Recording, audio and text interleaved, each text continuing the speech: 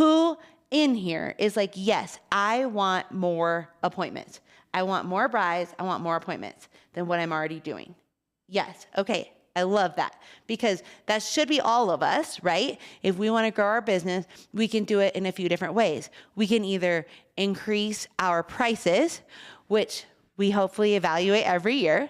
We can increase our conversion and our close rate, training our stylists more by building our brand and etc. Or we can increase our traffic and bring more brides to our door. So what I'm telling you today is this is just one of the ways to increase your traffic, in addition to a great online presence, Google and Meta ads, word of mouth, networking, partnership referrals.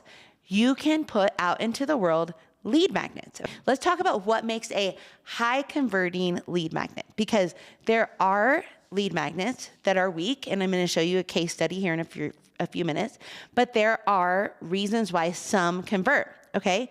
One, relevance. If this lead magnet has relevance, it solves a problem for someone, or it is, let's just say even a time-sensitive problem. Like that is really super cool, because let's say they have all these questions as they're planning their wedding and you can solve a time-sensitive problem for them. They're gonna want to grab that information and give you a trade, their contact information, for the information you're gonna do to solve their problem. It could be value-driven. It has to feel like something they would pay for. I actually love to think back to the days 20 years ago when Barnes & Noble was a thing. And I don't know if anybody remembers this, but you used to go there, you'd get the magazines off the rack, you'd buy like the big chunky magazines to plan your wedding. And that was so fun, right? It was so fun. And I paid for those magazines. Did anybody else pay for magazines at Barnes & Noble back in the day?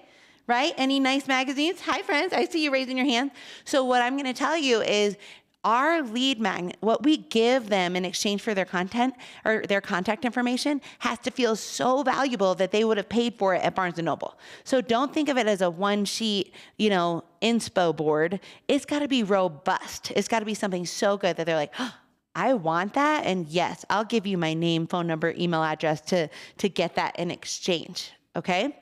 The third thing is it needs to be immediate gratification. That's a killer email or lead magnet. They get something right away in their inbox. So even if it's at 11 p.m. at night, it's not next day it comes in. No, they get it right when they fill that out.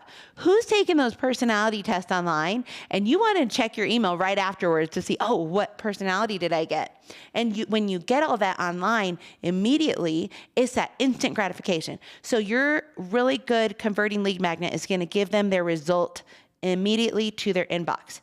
And then, of course, not least, but it is last here, is alignment. It needs to align with leading them towards your offer. So your offer is going to be, come in and get a wedding dress, and you have maybe an incentive attached to it. So, you wouldn't have a lead magnet that's about something totally off brand, let's say fishing, even though I love to fish, I wouldn't say like, I'm going to give you all the top 10 tips of, picking the best lure or whatever, because it's not leading them towards a progression of them buying a dress. So help them in a logical sequence that will eventually align to the offer you're going to make, which is something special to come in. So you could do a free appointment upgrade, or you could do, and I'm not talking about the lead magnet itself. I'm talking about the offer that's at the end of their results. So let's make sure I'm breaking it down. You have this powerful information box thing that's basically saying, I have a giveaway for you if you would give me your contact information, and in exchange you get something immediately to your email box. And at the bottom of all of that awesome thing you just gave her that's so valuable she could have paid for it in some instances, it has a special offer for her to come in and get her dress with me. Does that make sense? That's what we're trying to do.